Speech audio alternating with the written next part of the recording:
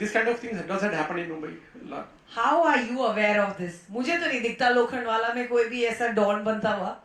तो what did you pick and what all places from Bombay did you notice कि आपको लगा कि आप डॉन की कहानी, ऐसे माफियास की कहानी उन दर्शकों को दिखाओ जो यूपी में है, ग्वालियर में है, बिहार में है, कर्नाटका में है. मैम लोखंडवाला में नहीं लगेगा, but if you go to Mohammed Ali road आज की डेट में भी आपको लगेगा कि यहाँ पे ऐसा कुछ हुआ था.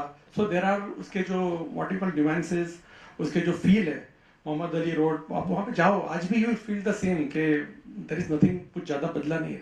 ऐसे जा सकते हो? हाँ ऐसे जा सकते हैं. Thank you very much. Is there anything, making a budget to finally proceeding the bills and payments and clearing it? How are you feeling? How is the business model looking for this film for you? We are looking very forward about this movie, and especially Jimmy sir and Abhimanyu ji and Indranil ji had worked very well. And most all credit goes to Shravan bhai also for this movie. How were you approached for this film? जब अगर आप पहली बार produce कर रहे हैं तो? Actually, we liked the story, so just we wanted to produce this movie. तो आपके अंदर भी एक बैड बॉय है जो दुनिया को एक बैड बॉय की कहानी बताना चाह रहा है कि ये माफिया, ये डॉन की पिक्चर है ना, मैंने प्रोड्यूस की है. That's the kick that you're getting, or you like Bollywood in general? Yeah, we like Bollywood in general, and Grey Shade movie we like a lot, so that's why. You know कि जिंदगी में कुछ black और white नहीं है, सब grey है, तो सब grey में ही बनाते हैं. Yeah, definitely. Thank you so very much. How Thank has you. your interaction been with people on set? It's interaction. It's really good, and my overall experience with this movie is fantastic. तो पहला lesson as a producer, ये जनता तो आपको देखती है set पे, वो जनता आपको कैमरे से देखेगी. So you have to talk to the audience and the camera. So you have to get used to it for your next film. Definitely. All right, thank you. So now let us bring the star after a very long time in a different avatar. Obviously, you've been the good boy. You're going to become the intense boy now, man. I may say. Good afternoon everyone. आप जो है मेरे नए director और नए producer को ऐसे हड़का रहे हो आज, मतलब यहाँ पे आपने उनकी हालत खराब कर दी है. Just because is that first film doesn't mean that you grill them so badly. वो बेचारे बोल रहे हैं बड़ी सिंपल सी फिल्म है, वो तो पता लग जाएगा आपको 19 तारीख को कि इस आदमी ने क्या बनाया है.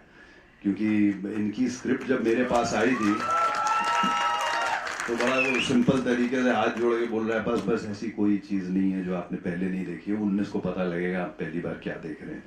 बट बड़ी अजीब सी कुछ छोटी छोटी कहानियां हैं इस फिल्म को लेके. ये जब मेरे पास मेरे बंदे भी यहीं पे हैं, अक्षय और कहाँ भैया हाथ खड़े कर दो. सो हाँ देयर ही इज. तो इनको आई थिंक श्रवण जी ने फ़ोन किया होगा तो इनको ये पूछते हैं कि अच्छा क्या है ये, मतलब किस बारे में कुछ ब्रीफ दे सकते हैं. तो उन्होंने प्रेजेंटेशन भेजी होगी और बताया भी होगा कि एक रात की कहानी है और 25-30 रातों की शूटिंग लगेगी. वो अक्षय को पता है ये रात की शूटिंग तो करता नहीं है, तो कड़ाक से उसने वो सीधा ही मतलब एक तरीके से वो कर दिया. जब उसने मुझे बताया कि एक ये है, एक ये है, एक ये है और फिर एक ये 25-30 रातों वाली कहानी, मैंने कहा ये भूत की पिक्चर बना रहे हैं. तो क्योंकि मैंने करी है कुछ भूत की पिक्चरें, एक रात की कहानी पूरी रात 40 रातें में लगा हो तो खुद भूत बन गया था मैं. तो मैंने कहा यार ये तो नहीं होगी. चलो वो कहानी वहाँ ख़त्म हो गई. उसके बाद स्क्रिप्ट्स आती है, मुझे पढ़ने का बड़ा शौक है, तो मैं स्क्रिप्ट्स पढ़ रहा था और पढ़ते पढ़ते बीच में एक अचानक से स्क्रिप्ट आती है जो कम्प्लीटली हिंदी में लिखी हुई है देवनागरी में. और मेरा ये था कि यार ये क्या है, और मैंने ऐसे उसको पढ़ना शुरू किया और मैं 2 घंटे तक लगा रहा उसको पढ़ता रहा. काफ़ी डिटेल्ड स्क्रिप्ट थी और इतनी पसंद आई कि मैंने अक्षय को फ़ोन किया. मैंने कहा यार ये कौन सी फिल्म है, ये कौन है, ये तो बहुत कमाल की फिल्म है.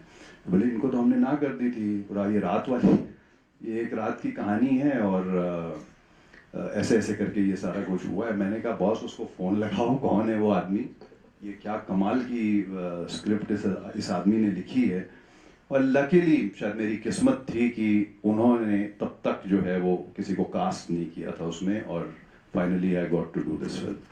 तो ये कहानी है मेरी इस स्क्रिप्ट को लेके, और एक हमारे अभिमन्यु जी हैं जो सिर्फ नरेशंस जो हैं वो लेते हैं, तो इनको नरेशन दी गई तो इन्होंने बड़े आराम से बोला कि सर जो है वो मैं स्पेशल अपीयरेंस मुझे दे दें। आप जब 19 को पिक्चर देखोगे आप तो आपको पता लगेगा कि वो स्पेशल अपीयरेंस है कि मेन रोल है।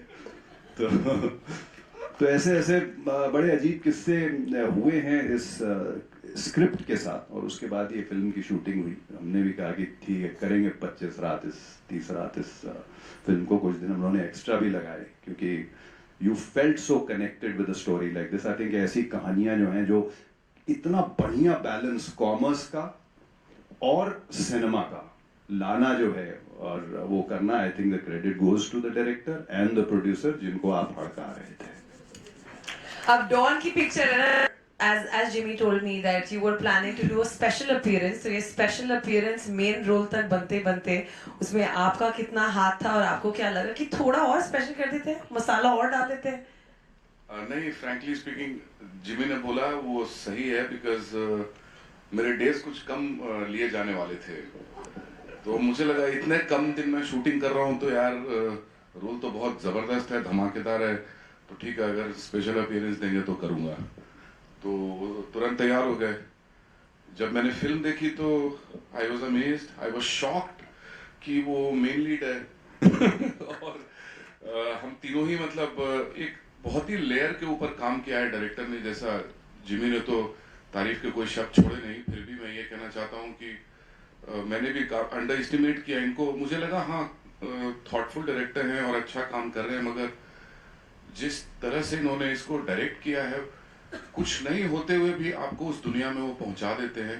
काफी ऑथेंटिक लगता है आपको बैठ के वहां पे देखते हुए कि आप उस दुनिया में काफी टाइम के बाद फील करेंगे कि हाँ अंडरवर्ल्ड की दुनिया की खुशबू आ रही है फिर से। ऐसा इन्होंने कुछ क्रिएट किया है, कम बजट में किया। प्रोड्यूसर की भी तारीफ करनी पड़ेगी, बिकॉज ये स्टोरी को इन्होंने पहचाना, एक्नॉलेज किया कि इस स्टोरी में इतना पोटेंशियल है। एंड थैंक गॉड जितने हम लोग एक्टर्स ऑन बोर्ड आए सबको इमीडिएटली पता चला कि यार ये कमाल की फिल्म बनने वाली है, और हम सब ने जितना हो सकता है इसमें कोशिश की कि अच्छी फिल्म बन जाए।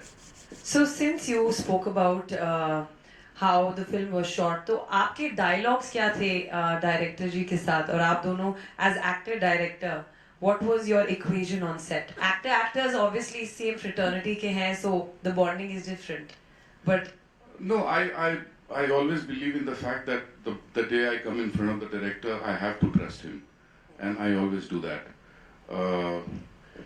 Be it a first timer or a very experienced director, मैं उनको सेम तरह से इम्पोर्टेंस देता हूँ, बिकॉज मुझे एज एन एक्टर लगता है कि अगर मैं ज़्यादा इंटरफेयर करूँगा तो हर फिल्म में मैं सेम दिखूंगा, सेम रहूँगा।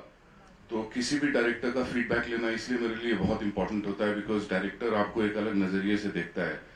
जैसे इस फिल्म में जब आप मुझे देखोगे तो आपको लगेगा कि हाँ ये अंडरवर्ल्ड का लड़का है, और वहीं पे अपब्रिंगिंग हुई है समहाउ, जैसा लुक डिजाइन किया गया तो वो डायरेक्टर ही लेके आता है। मैं पूरा क्रेडिट इसमें डायरेक्टर को दूंगा। So we've and of course different grays. तो इस पिक्चर में वैसे तो आप एक डॉन के बेटे हैं, बट आप पॉजिटिव हैं या नेगेटिव हैं या ग्रे हैं? इसमें कोई भी पॉजिटिव या नेगेटिव नहीं है, सब लोग ग्रे हैं। इस फिल्म की एक खास बात है कि इसमें कोई ब्लैक या वाइट नहीं है, सारे कैरेक्टर्स ग्रे हैं और अपनी जगह सब सही हैं। और जैसा डायरेक्टर ने नाम रखा है आजम, हर किसी को आजम बनना है और हर किसी के दिमाग में एक गेम चल रहा है, और हर कोई बुरा है। You playing a cop and पिक्चरों में पहले देखा जाता था कि पुलिस काफी बाद में आती है, इस बार आपको डायरेक्टर साहब ने टाइम पे भेजा है स्क्रीन प्ले, या you knew that what plotting and planning is going through and you added your vision of a cop to a film? The vision is completely Shravan ji's, okay, and जब script पढ़ा था मैंने तो मुझे बहुत interesting लगा था character, तो ओवरऑल स्क्रिप्ट मुझे बड़ी इंटरेस्टिंग लगी और मेरा कैरेक्टर बड़ा इंटरेस्टिंग लगा। ये पहली बार मुझे ऐसा लगता है, I have played cops in even in Bengali films and even in Hindi work, not necessarily films, but इसमें काफ़ी डिफरेंट है कॉप। और ये जो अभी अभिमन्यु बता रहा था कि ग्रे हैं सब, आई थिंक रियल लाइफ में सभी ग्रे होते हैं, कोई ब्लैक या वाइट नहीं होता. If I am good to someone I might be bad to someone else. So everyone is grey and that's why all the characters are very real. लेकिन I would like to thank Shravan ji and mister Patel कि मुझे मौका दिया है ऐसा role play करने का. And I feel what was the most important aspect of this film when it was offered to me. जो स्क्रिप्ट तो होता ही है, स्क्रिप्ट डेफिनेटली अच्छी लगनी चाहिए, लेकिन मुझे लगा कि मैं बहुत बड़े बड़े दिग्गज एक्टर्स के बीच में काम कर रहा हूँ. जिमी अभिमन्यु तो है ही, साथ में रजा मुराद जी हैं, सयाजी शिंदे जी हैं, गोविंद नामदेव जी हैं. सो मुझे लगा चलो ठीक है, इनके कंधे पे रख के मतलब गोली चला ही सकते हैं, ठीक है. So I was like okay, I am in safe company. So that's why I thought this is the right project to be a part of. And who was your reference? Which cop was your reference? फिल्मों के cop was your reference या real life में आप Mumbai police से मिले या कहीं किसी cop से मिले जो आपके जहन में आए? Because एक reference तो दिमाग में होता है.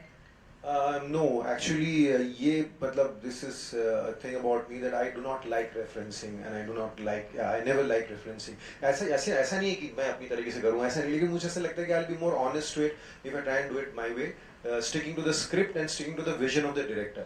So मैंने वही कोशिश करी है. I never tried to कि और कोई बड़े कॉप्स का कुछ देखूं या उनके बारे में पढ़ूं, ऐसा नहीं किया. I just try to be honest to the script.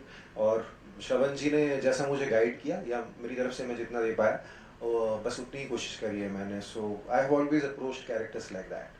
And the same question for Jimmy and or somebody, either real life or fiction. No, I think I was told right in the beginning that we are not going to take from anything which has come before. Even the language, if you see, it's very precise. It's not going too much into that Kalinga and all that, whatever how we try to portray the whole thing. It's got a kind of a stature to it in terms of the dialogues, in terms of the characters and everything like that. So we were told in the beginning only not to get into all that. That question had come up before we started shooting. I did have a word with him, so he said no, we'll stick to this. So that is, I think, what sets this particular story apart from the other ones. Yeah. Abhimanyu. Ji, I also didn't take any reference from anywhere. तो पर यही था कि जब मैं वहाँ बैठा, रजा साहब मेरे फादर प्ले कर रहे हैं, आसपास ऐसे दिग्गज एक्टर हैं जैसा इंद्रनील ने बोला, तो अपने आप एक बॉडी लैंग्वेज और जैसे डायलॉग्स थे लिखे हुए, जैसी सिचुएशन थी, तो कुछ खास मुश्किल तो नहीं हुई. पर हम सब ने काफ़ी रियल इसको करने का कोशिश किया. ऐसा नहीं है कि कुछ बहुत ड्रामेटिक हमने ट्राई किया. बिल्कुल ऐसा लगेगा कि एक्टिंग हो ही नहीं रही है, आप कुछ रियल देख रहे हो. इसीलिए शायद ये ऐसी दुनिया क्रिएट हो पा रही है. एक चीज मैं मेंशन करना चाहूंगा जो आई थिंक यहाँ पे स्किप हो रहा है, वो ये है कि आई थिंक बाकी चीजों का मुझे पता नहीं है, हर फिल्म अपना फेट लेके आती है, कल उसका क्या होता है क्या नहीं होता है. But definitely for students of cinema, in terms of screen writing, screen play जिसको बोलते हैं हम लोग, उस चीज के लिए ये एक स्टडी बनने वाली है फिल्म. ये 100% मैं बोल सकता हूँ. That is the credit that goes to Shravan ji. Is I think that screenplay, the way it goes, that will become a case study later on. 100%, I'm 100% sure about it. हाँ, बिल्कुल सही कहा आपने. जैसा जिस लेयरिंग पे काम किया है डायरेक्टर ने, जैसे प्याज की परत होती है, एक परत उतरी तो उसके ऊपर दूसरी है, फिर तीसरी, चौथी, कुछ मिलता नहीं है फाइनली आपको. तो वैसा कुछ क्रिएट किया है. एक बहुत ही यूनिक स्ट्रक्चर है जो मेरे लिए शॉकिंग था, जैसा मैंने शुरुआत में कहा. तो प्लीज. एक्चुअली ऐसा है, if you can't do the great things ना, then do the small things in great ways. So that's what we have done. So all credit goes to Shravan ji and Azam ji. Thank you. Trailer का जो ending portion है वो मुझे समझ नहीं आया है कि गद्दी पे पहुंचना है तो दोस्तों को मारने की आदत डाल दो. सर, जो गैंगस्टर अगर आप रियल लाइफ में देखें सर, मे बी इटालियन हो या कोई कहाँ भी गैंगस्टर हो, तो सर वो क्लोज सर्किट में काम करते हैं. आप और सर आप ज़्यादातर देखिएगा सर, गैंगस्टर की जो डेथ होती है उसका जो कारण होता है ना, बहुत नज़दीक वाला ही होता है. या तो उसने इन्फॉर्मेशन दी है या तो उसने कुछ किया है. So sir it is sir अभी ये एकदम मुझे आसानी से बताना मुझे तकलीफ हो रही है, but this is something like Shakespearean kind of a thing. Shakespeare में कैसे था कि उसकी वाइफ ही उसको बोलती है कि मेरे हस्बैंड को तो मार दे, है ना, ओथेलो एंड दैट। तो सर रिलेशनशिप की और गैंगस्टर की ये एक वो होती है सर कि उनका एक अलग लेवल पे होता है, and mostly they are kind of responsible for death of their near and dear ones. कोई दूर का आके उनको नहीं मारता सर, हमेशा नजदीक का ही मारता है, and it is always fact है, और ड्रामेटिकल भी है sir. It is how it works I suppose. मेरा अगला सवाल जिमी सर से है। सर आपको रोमांस करते हुए रोमांटिक चॉकलेट बॉय के रोल पे लोगों ने काफी पसंद किया। ऑनेस्टली कहना चाहूंगा, फिल्म का ट्रेलर देखने के बाद रोंगटे खड़े हो गए। बहुत ही आउटस्टैंडिंग लग रहा है ट्रेलर। आपका अनुभव कैसा रहा? कुछ कहानियां, कुछ फिल्में, कुछ डायरेक्टर्स ऐसे होते हैं जिनके साथ आपको स्क्रीन प्ले पे फ्लो करना पड़ता है। आप ये नहीं सोचते कि अभी ये मेरे पास ये सीन है, ये शॉट है, इसके अंदर मैं अभी फैल के परफॉर्म करूं, ये करूं, मैं लोटा लेके आया हूं, उसके भर के एक्टिंग करूं। वो सब कुछ फिल्मों में नहीं कर सकते। You have to go with the dialogue. जैसे अभी आपने मेंशन किया कि अपना वो जो डायलॉग है जिसमें वो कहता है कि कुर्सी पे बैठना है, ये धंधा करना है तो दोस्तों को मारना सीख ले भाई। वो किसी कॉन्टेक्स्ट में बोल रहा है उस कैरेक्टर को। दूसरा जो कैरेक्टर है वो शायद किसी चीज से कन्विंस नहीं है। अब ये दूसरा आदमी उसको कन्विंस करने की कोशिश कर रहा है कि बॉस ये सीख ले, अभी तू करना है ये सब, अभी सिचुएशन ऐसी आ गई है। तो उस तरीके से you have to go with the flow sometimes. Also you have to go with the screenplay. You have to हर थ्रिलर में, इन सब में देखा होगा, कुछ अंडरडॉग आप दिखाते हो कि आप कभी बिलीव ही नहीं कर सकते, अरे बाप रे ये आदमी ये कर जाएगा, वो कर जाएगा, एंड ऑल दैट व्हाटएवर। बहुत सारी ऐसी फिल्में, स्पेशली थ्रिलर्स ऐसे होते हैं जिसमें आपको स्क्रीन प्ले के साथ और डायरेक्टर के साथ चल के जाना पड़ता है। Thank you sir, thank you so much. Jimmy sir, this side, front यहाँ देखिए sir. Sir Prabhat from filming है। सर जानना चाहूँगा कि हमारी सोसाइटी में मतलब हर फील्ड में लोग अचीवर्स हैं, तो फिल्म का मीडियम हो या न्यूज़ मीडियम हो, आज के ज़माने में ज़्यादा ही ग्लोरीफाई किया जा रहा है क्राइम्स और क्रिमिनल्स को। तो थोड़ा लॉजिकल इलॉजिकल लगता है ये चीज़ आपको? इलॉजिकल लगता है बेसिकली, क्योंकि हर कैटेगरी के लोग फिल्म देखते हैं, हर एज के लोग फिल्म देखते हैं। मुझे ऐसा लगता है कि आप जिस तरीके से इस फिल्म की प्रोजेक्शन देख रहे हैं, जिस तरीके से आप ये देख रहे हैं कि राइज ऑफ डॉन है, ये है, ये वो है, वो आपकी सोच के ऊपर डिपेंड करता है इस टाइम पे कि क्या आप अपनी कहानी अपने दिमाग के अंदर गढ़ रहे हैं उसको लेके, कि वही जो न्यूज़ पे दिखाया जा रहा है वैसा हो रहा है। ये एक्चुअली एक रेस अगेंस्ट टाइम पिक्चर है। ये एक रात के अंदर कुछ घटनाएं घटी हैं जिसके अंदर सिस्टम भी है, जिसके अंदर पुलिस भी अपना जॉब कर रही है, सब कुछ कर रही है और कुछ चीजों को रोक नहीं पा रही है। तो आप वैसी कहानी देखने जा रहे हैं, which is race against time. तो जब आप निकलेंगे तो आप ये नहीं सोच के निकलेंगे अरे ये मैं गॉडफादर देख के, ग्लोरिफिकेशन ऑफ इटालियन माफिया देख के निकल रहा हूं कि मुझे भी ऐसा ही बनना है। नहीं, मोस्टली जो देख के निकले वो बोले मुझे ऐसा बनना ही नहीं है। ठीक है ना? So the thing is that it's race against time, events that happened in one night where some people were playing such a game that everybody got shocked. Like I said in the beginning, बेचारे नए producer, नए director हैं, आप हड़का के उनसे कुछ अलग ही कहानी निकलवा रहे हैं। वो नहीं है असली कहानी, मैं बताऊंगा आपको। मेरा सवाल इंद्रनील, मेरा सवाल आपसे है जी। इस मुंबई का जो अंडरवर्ल्ड था, गैंगवार था, वो खत्म करने के मुंबई पुलिस का बहुत बड़ा हाथ था। अभी इतना अंडरवर्ल्ड, अभी इतना गैंगवार नहीं है। आपका रोल है इस फिल्म में, पॉजिटिव सोच रहा है कि निगेटिव विचारता है? कैसा यहाँ पर एग्जैक्ट क्या है? ये बता दूंगा तो कैसे चलेगा सर? ठीक है, वही तो कैरेक्टर की खूबसूरती है, वही तो राइटिंग की खूबसूरती है। ये तो आपको फिल्म देखनी पड़ेगी उसके लिए कि पॉजिटिव है कि नेगेटिव है, क्या सोच रहा है, हर कैरेक्टर क्या सोच रहा है, एक्चुअली उसके ऊपर ही है पूरी फिल्म। सो आप प्लीज मूवी देखिएगा इसके लिए। अब मेरा सवाल भी डायरेक्टर प्रोड्यूसर, आपने इस फिल्म के लिए ना बोलने के बाद भी आपने क्यों सोचा कि स्क्रिप्ट पढ़नी चाहिए, और आप क्या स्क्रिप्ट देखकर ही फिल्म को हाँ बोलते कि इसमें क्या होना चाहिए? मैंने अभी आपको बताया था कि मैं एक्चुअली ये सोच के नहीं पढ़ रहा था कि ये वही स्क्रिप्ट है जो 25 रातों वाली या 30 रातों वाली है। मेरे पास स्क्रिप्टें पड़ी हुई थी, मैं पढ़ते पढ़ते ये भी मेरे हाथ में आई तो मुझे यूनिक लगी कि ये पूरी हिंदी में पहली बार कोई स्क्रिप्ट भेजा। पहली बार तो नहीं, खैर कई बार पहले भी हो चुका, पर बहुत कम ऐसी आती हैं स्क्रिप्ट्स जो पूरी हिंदी में लिखी हुई, देवनागरी में लिखी हुई आपको मिलती हैं। तो मैंने कहा ये पढ़ता हूँ, मैं पढ़ने लग गया और पढ़ते पढ़ते then I couldn't put it down. And then I called Akshay the next day. क्या ये कौन है? बोले वो ये वही हैं जो 25 रात 30 रात ने मैंने उनको ना बोल दी थी. I said बॉस फोन करो उनको, पूछो कहीं किसी और को तो कास्ट नहीं कर लिया है. तो उन्होंने बोला कि नहीं. तो luckily, and that is how fortunately I ended up, because I don't want to let go of good scripts. Whether it's a small film or a big film doesn't make a difference, but I don't want to let go of a good script. And I think this is one of the most fantastic scripts that I've read in my entire career.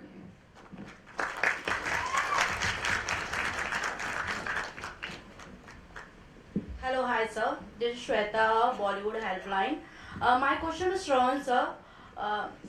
हालांकि बॉलीवुड में ऐसी बहुत movie आ चुकी हैं, फिर भी आपके पास 3 faces, सब बड़ी फेसेस हैं, यू नो.